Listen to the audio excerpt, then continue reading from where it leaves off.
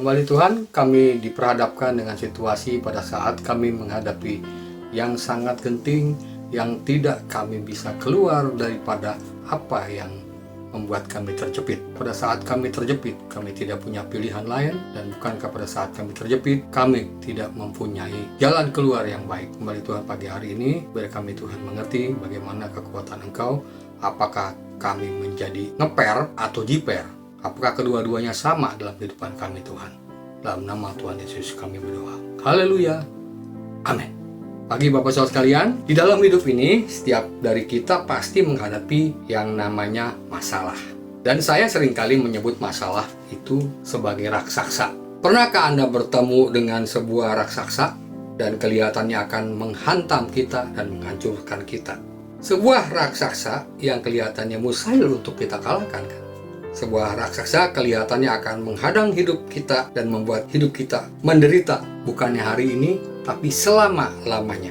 Bukankah Bapak Saudara sekalian, kita sering mengalami adiksi atau ketidakpastian, merasa sesuatu itu perlu, sehingga pada saat kita kehilangan keluarga kita merasa nelangsa, kemudian karir kita hancur, kita merasa stres berat, dan mungkin ada suatu penyakit yang ada di dalam tubuh kita tidak pernah kita sembuhkan. Nah, yang paling penting, pertanyaan yang sering muncul ketika kita menghadapi raksasa itu adalah, di manakah Tuhan?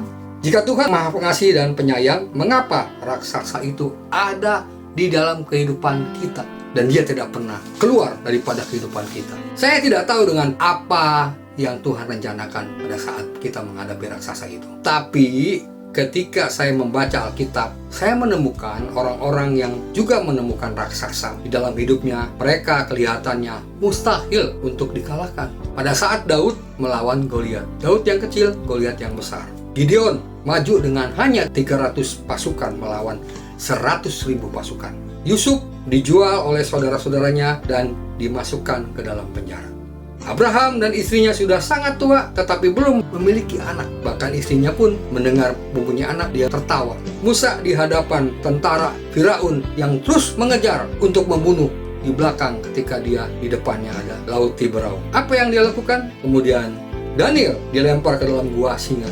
Sadrak, Mesak, Abednego dimasukkan ke dalam dapur api. Bahkan yang paling penting, Yesus digantung di kayu salib, dimahkotai duri, dan dikuburkan dalam sebuah kubur. Bukankah semua kelihatannya sudah berakhir? Bukankah kelihatan semua itu tidak ada pemenangnya? Bukankah segala sesuatu ditutup kemungkinan menangnya? Bukankah kekalahan itu adalah sudah menjadi takdir kita hari itu? Bukankah tidak ada lagi yang namanya ngarep.com? Tapi jika saya pelajari dari Alkitab, ada satu hal yang menarik. Mustahil bukanlah akhir dari pengikut Tuhan, tetapi adalah awal dari pernyataan kekuatan Allah. Coba lihat alasannya. Yang pertama, ketika tidak ada jalan, ketika tidak ada yang kita lakukan, ketika tidak ada ngarep.com, bersiaplah, disitulah Tuhan akan membuka jalan saat tidak ada jalan. Itulah keajaiban. Karena Goliat bisa dikalahkan oleh Daud. Gideon menang tanpa mengangkat pedangnya. Yusuf menjadi penguasa di Mesir. Abraham menjadi bapak orang percaya. Laut Merah terbelah menjadi dua dan tentara Firaun binasa. Daniel menjadi sahabat para singa-singa. Sadrak, Mesak, Abednego tidak terbakar.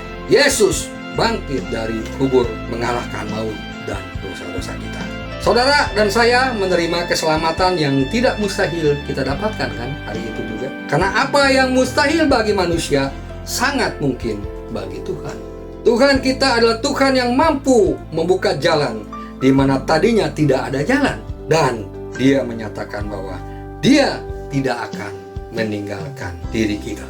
Dan menjadi ayat terakhir buat kita perhatikan baik-baik dalam 2 Korintus 12 ayat 9. Biarlah menjadi berkat buat firman Tuhan ini. Amin buat firman Tuhan.